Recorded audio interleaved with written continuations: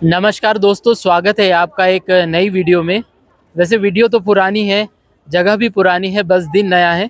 तो कल मैं इस म्यूज़ियम को एक्सप्लोर करने के लिए आया था, लेकिन इन्होंने टिकट सेल कर दिया था मुझे, जबकि म्यूज़ियम भी बंद हो गया था। तो इन्होंने बोला कि कल फिर आ जाना, और मैं भी थोड़ा इंटरेस्टेड था क्योंकि काफ़ी बड़ा म्यूज़ियम है। देखिए, तो कुछ ऐसा लग रहा था कि अंदर कुछ अच्छी चीज़ होगी देखने के लिए। वैसे म्यूज़ियम्स मुझे ज़्यादा पसंद नहीं है, लेकिन फिर भी मुझे लगा कि देखना चाहिए जाकर। तो इसीलिए आज जो है मैं यहाँ पर आया हूँ। आज यहाँ पर बारिश हुई थी सुबह। आज मैं पशुपतिनाथ मंदिर भी गया था, तो भीगते हुए गया, लेकिन सूख गया हूँ अभी। और आप देख सकते हैं कि खिली खिली धूप निकल आई है। तो अब पहले इस म्यूज़ियम को हम एक्सप्लोर कर लेते हैं, वरना इनका कोई भरोसा नहीं है। कल ये 5 बजे बंद हुआ था और पता चले ये आज 2 बजे ही इसे क्लोज़ कर दे। तो ये म्यूज़ियम का एंट्री गेट है, और यहाँ पे जो सारी इन्फॉर्मेशन है वो लिखी गई हैं। चाइनीज़ लैंग्वेज भी आपको नज़र आ रही होगी। अगर आपको पास में ले चलूँ मैं, तो चाइनीज़ में भी बहुत सारी चीज़ें लिखी गई हैं। और यहाँ पर ये एक बड़ा सा पॉट रखा हुआ है, इसके बारे में ज़्यादा नहीं पता। कोई गाइड होता तो हमें बताता, लेकिन अभी इतना टाइम नहीं है कि इतने आराम से इस म्यूज़ियम को घूमा जाए, क्योंकि आज मुझे निकलना है। जैसे कि मैं बता चुका हूँ कि पोखरा जाना है मुझे। ये देखिए, जो सारी चीज़ें हैं यहाँ पर आपको दिखाई देगी। कुछ चीज़ें जो हैं वो, कुछ लैंग्वेजेस जो हैं वो चाइनीज़ में लिखी गई हैं। तो ये पहली ऐसी जगह है जहाँ पर मैं आया हूँ नेपाल में, जहाँ पर हिंदी भाषा के अलावा आपको चाइनीज़ जो है वो देखने को मिलती है। यहाँ पर आप देखिए, पहले ही जो एडवर्टाइजमेंट है वो चाइना ने कर रखा है।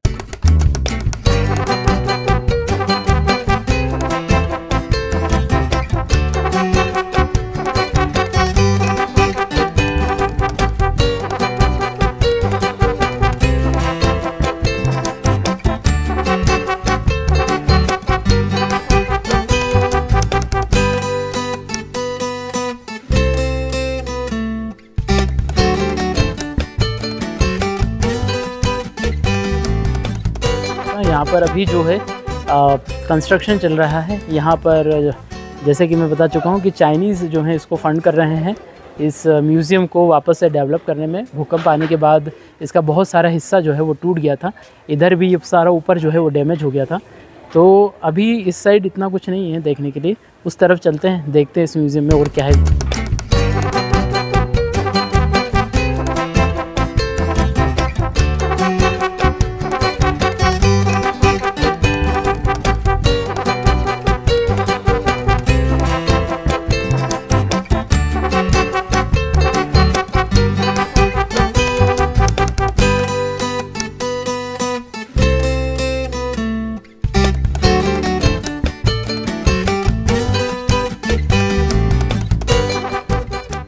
तो भाई, इस म्यूज़ियम को मैंने अंदर से देख लिया है, और क्या ही कहूँ इस म्यूज़ियम के बारे में। अगर कुछ बोलूँगा तो आप बोलोगे कि मैं बड़ास निकाल रहा हूँ। तो भाई, म्यूज़ियम के नाम पे सिर्फ एक धोखा है, अंदर तो कुछ भी नहीं है। इससे ज़्यादा सामान तो शाहरुख खान के घर में होगा मुझे लगता है। सिर्फ एक सोफ़ा रखा हुआ है, ऊपर झूमर है, और देखिए कितनी बड़ी बिल्डिंग जो है वो बनाई गई है। और नीचे जो बेसमेंट है वहाँ पर बड़े बड़े होर्डिंग्स हैं वो टांग दिए गए हैं, और उसमें नेपाल की जो हिस्ट्री है वो दिखा दी गई है। तो अगर होर्डिंग्स ही पढ़ना था मुझे, तो मैं गूगल पे ही पढ़ लेता है नेपाल की हिस्ट्री, उसी में मुझे पता चल जाती। और इसके लिए जो इन्होंने जो टिकट लिया है वो इंडियन लोगों से लगभग 500 रुपीज़ है।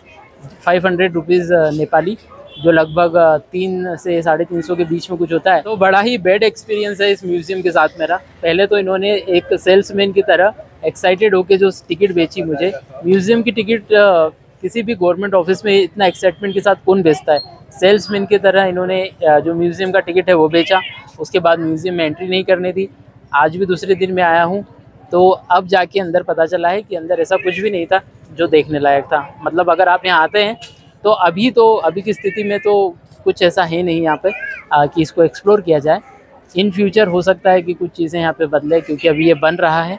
लेकिन कुछ भी बहुत ज़्यादा कलेक्शन नहीं है किसी भी चीज़ का, चाहे वो सिक्के हों या वेपन्स हों, या पुराने ज़माने में जो भी सामान जो यूज़ करते रहे, कपड़े जो होते हैं, वेशभूषाएँ जो होती है, आभूषण होते हैं, ऐसा कुछ भी बहुत ज़्यादा कलेक्शन नहीं है छोटा मोटा जो कलेक्शन है। इसीलिए मैं कह रहा हूँ कि इससे ज़्यादा जो सामान है वो शाहरुख खान के घर में आपको दिख जाएगा। जो झूमर है, सोफ़े हैं, ये सब चीज़ें ठीक है, लेकिन कलेक्शन उतना अच्छा नहीं है। और म्यूज़ियम की जो फ़ीस है वो काफ़ी ज़्यादा है मुझे लगी, क्योंकि 318 रुपये जो फ़ीस है वो इस म्यूज़ियम की ली गई है, और देखने के लिए कुछ भी नहीं है। महज 10 से 15 मिनट में ही पूरा म्यूज़ियम, इतनी बड़ी बिल्डिंग बनी हुई है, वो ख़त्म हो जाता है। तो ऐसा कुछ भी नहीं है कि आप इसको मिस कर देते हैं। वो तो मैं बिल्डिंग के ऊपर आ गया, देखिए कितनी बड़ी बिल्डिंग थी, तो मैंने सोचा कि जब इतनी बड़ी बिल्डिंग बनी हुई है तो कुछ ना कुछ तो ऐसा होगा ही अंदर जो देखने लायक होगा, इसीलिए मैं एक्साइटेड था। और जो यहाँ पर गाइड भाई साहब थे कल जो टिकट बेच रहे थे, बड़े ही एक्साइटेड थे, और उनके साथ एक और कोई व्यक्ति थे, वो अंदर ऑफिस के ही थे, तो बड़े ही एक्साइटेड थे वो टिकट सेल करने के लिए मुझे। तो गवर्नमेंट ऑफिसेज में मैंने नहीं देखा है कि कोई टिकट काउंटर पे इतना ज़्यादा एक्साइटेड रहता है टिकट बेचने के लिए। हम जब देखते हैं नॉर्मली अगर आपको जाना है तो आप टिकट लीजिए, नहीं जाना है तो मत लीजिए। और उन्होंने कम से कम मुझे 4 से 5 बार फोर्स किया उस टिकट को लेने के लिए। और बाद में गाइड भाई साहब आए, उन्होंने कहा कि आप मुझे रख लीजिए, हायर करिए, और मेरी जो फ़ीस है वो 1500 रुपये है। तो ऐसा कुछ नहीं है, बिना गाइड के भी, पहली बात तो गाइड की ज़रूरत ही नहीं है। अगर आपको सिर्फ दीवारें ही देखने जाना है तो आप बाहर से ही देख लीजिए। पीछे ये एक मंदिर बना हुआ है। हाँ, ये कह सकता हूँ कि काठमांडू दरबार स्क्वायर अगर आप आते हैं तो म्यूज़ियम के बारे में मैं बोल रहा हूँ, ऐसा मत सोचिएगा कि पूरा ये पूरा एरिया बहुत शानदार है, बहुत पुरानी हिस्ट्री है इसकी। यहाँ पर अगर आप आते हैं तो ये देखिए बाहर यहाँ पर हनुमान ढोका बना हुआ है, उसके बारे में भी मैं आपको बताऊंगा। उस तरफ अभी हम चलेंगे। मैं कल आया था लेकिन कुछ समझ नहीं आ रहा था किस तरफ घूमना है, इसलिए मैंने ये सोचा कि कल वापस आना है तभी शूट कर लेंगे इसको अच्छे से। तो इस तरफ जो है हनुमान ढोका है, ये म्यूज़ियम है और ये नया बिल्डिंग है, क्योंकि भूकंप के बाद हो सकता है जो पूरा कंस्ट्रक्शन है वो नया करना पड़ा हो, डैमेजेस बहुत ज़्यादा हो गए होंगे। और ये जो है यहाँ पर भी जो मंदिर वगैरह हैं वो हैं, हनुमान ढोका नाम से इस जगह को जाना जाता है। तो अभी इधर चलते हैं, देखते हैं कि हमको यहाँ पर क्या देखने को मिलता है।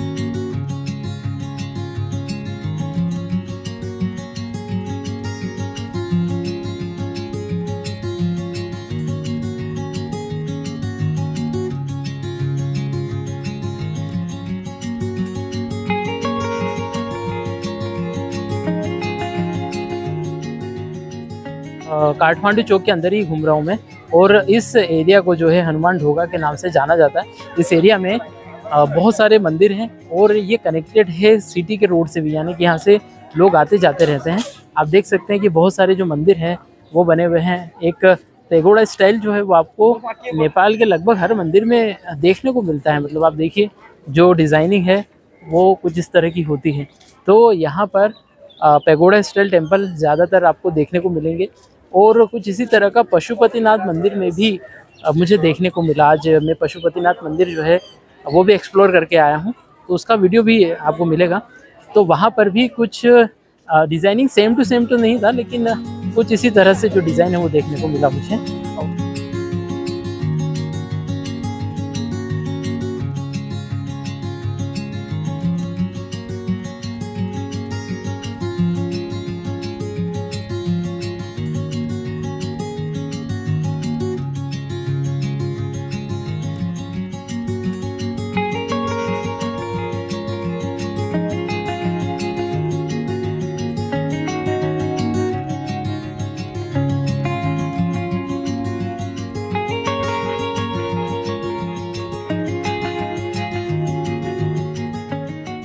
तो भाई यहाँ पर ऐसा है कि ये रास्ता भले ही कनेक्टेड है, निकल सकते हैं उस तरफ आप, लेकिन विदाउट टिकट किसी फॉरेनर को अलाउ नहीं है। शायद नेपाली लोगों के लिए एंट्री होगी फ्री।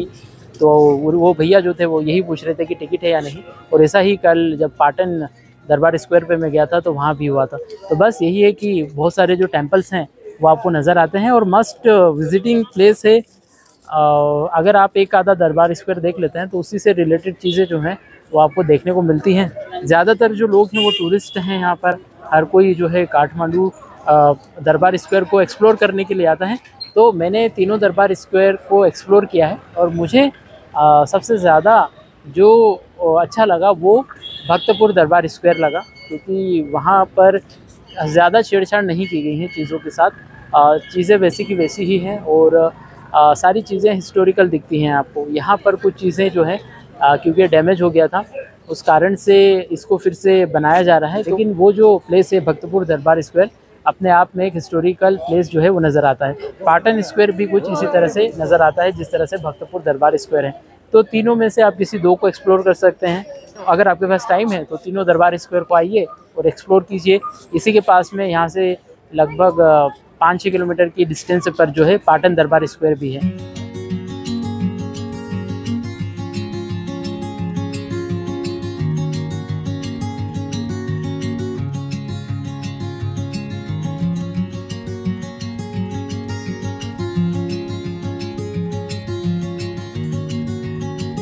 तो भाई यहाँ पर इसी म्यूज़ियम के अंदर एक मंदिर बना हुआ है और इसके अंदर ये जो ऊपर आपको ये विंडो दिख रही है, यहाँ से जो कुमारी जी हैं वो दर्शन देती हैं। उनको देवी का रूप जो है वो माना जाता है।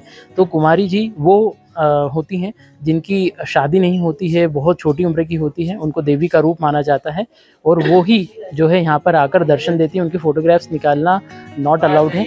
और ये जो मंदिर है ये बना हुआ है म्यूज़ियम के अंदर। ये मंदिर भी बंद हो रहा है, बस 5 से 6 मिनट के अंदर ही ये जो मंदिर है पूरी तरह से बंद हो जाएगा।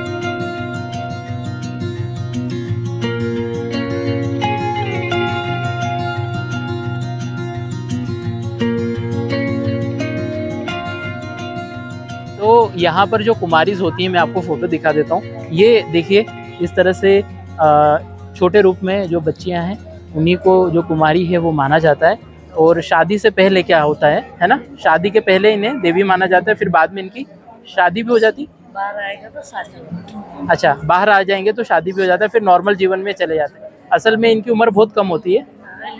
कितनी? 9 साल से कितने उम्र तक की होती है कुमारी? 12 साल। अच्छा, 9 से 12 साल। भगवान का रूप माना जाता है, देवी का रूप, दुर्गा माता का जो रूप है वो इन्हें माना जाता है। और दर्शन देने के लिए आती है। बहुत सारे लोग वहाँ पर भीड़ लगा के खड़े होते हैं। 4:30 से 5:30 बजे रोज़ 1 घंटा दर्शन देते हैं। तो ये जो कुमारी जी जो होते हैं ये देवी का रूप, दुर्गा देवी का जो रूप है वो माना जाता है इन्हें। और 9 से लेकर 12 वर्ष के बीच में ये होते हैं, यहीं पे मंदिर के अंदर रहते हैं।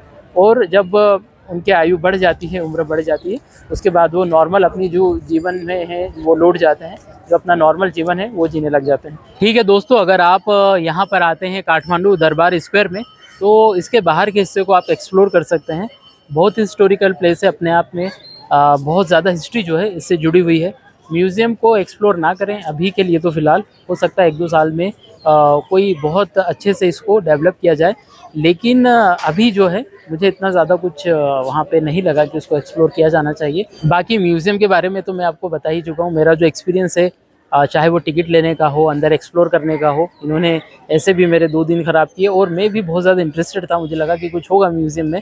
ऐसा नहीं है कि टिकट ले लिया इसलिए मैं देखने के लिए आया था, उससे ज़्यादा तो मैंने मतलब जो यहाँ पर आने जाने का ख़र्चा है वो हो गया होगा शायद।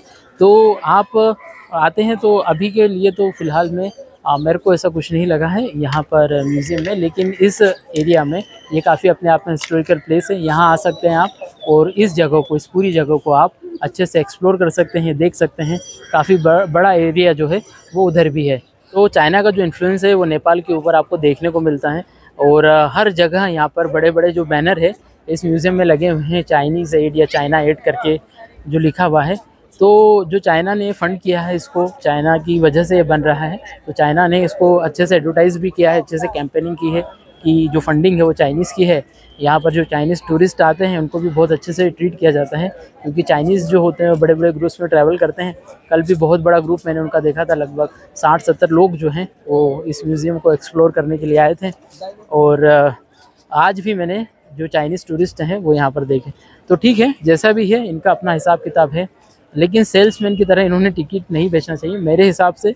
इस तरह से अगर आप टिकट बेचेंगे तो फिर आप रिलायबल नहीं रहेंगे, क्योंकि हर व्यक्ति जब किसी गवर्नमेंट संस्था में जाता है तो उसको ऐसा ही लगता है कि यहाँ पर किसी तरह का स्कैम नहीं होगा, फ्रॉड नहीं होगा और जो चीज़ें हैं वो सही तरीके से होगी। चाइना का जो इन्फ्लुएंस है वो नेपाल के ऊपर नज़र आता है। चाइना ने यहाँ पर कुछ इन्वेस्टमेंट जो है वो भी कर रखी है। बहुत सारे प्रोडक्ट्स जो चाइनीज़ हमने बैन कर रखे हैं, हमारे यहाँ नज़र नहीं आते, वो यहाँ पर आपको दिखाई देते हैं। जैसे कि एक कंपनी BYD जिसकी कार मैंने आपको बताई थी।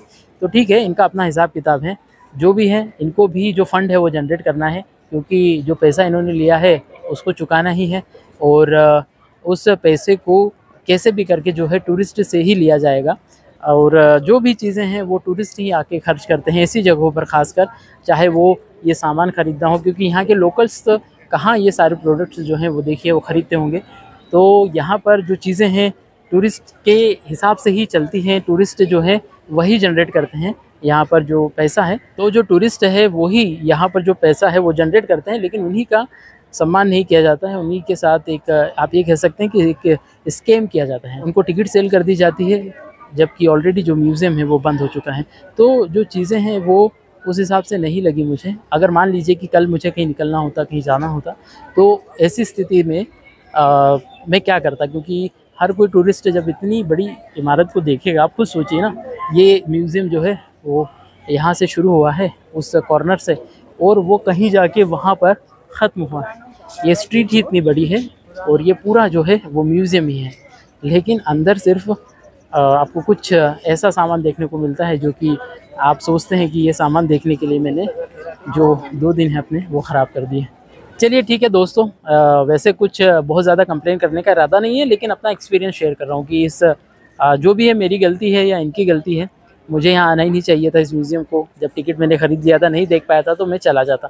लेकिन ये है कि जो भी चीज़ें हैं मैंने 2 दिन ख़राब किए। आप खुद सोचिए कि मैं यहाँ से मैंने फिर जो है बाइक हायर की, उसको लेके मैं अपने हॉस्टल गया कल, फिर वहाँ से मैं यहाँ पर वापस भी आया, फिर अब मैं वापस भी जाऊँगा, तो ख़र्चा तो हुआ है। और ऐसा कोई खर्चे वाली बात नहीं है, लेकिन आपके पास एज ए टूरिस्ट समय बहुत कम होता है। कि मेरे पास आज जो समय था उसमें मैं कुछ और चीज़ें भी यहाँ पर देख सकता था, लेकिन कोई बात नहीं, जो भी है ठीक है। हर तरह का एक्सपीरियंस एज ए टूरिस्ट आपको होता है कई बार, और बहुत सारे एक्सपीरियंस आपको एज ए ट्रैवलर जो है वो पॉजिटिवली ही लेना चाहिए मेरे हिसाब से। क्योंकि अगर आप इन सब चीज़ों से आगे नहीं बढ़ेंगे तो फिर आप ट्रैवल नहीं कर पाएंगे। ठीक है, तो ये काठमांडू दरबार स्क्वायर के ऊपर एक वीडियो हमने बनाया है, और कुछ जो एक्सपीरियंस था मेरा वो मैंने शेयर करने की कोशिश की है। तो इसी के साथ अब इस वीडियो को हम कर देते हैं ख़त्म। आज मैं पोखरा भी जाने वाला हूँ, उस सीरीज़ को भी आप ज़रूर फॉलो कीजिएगा। धन्यवाद।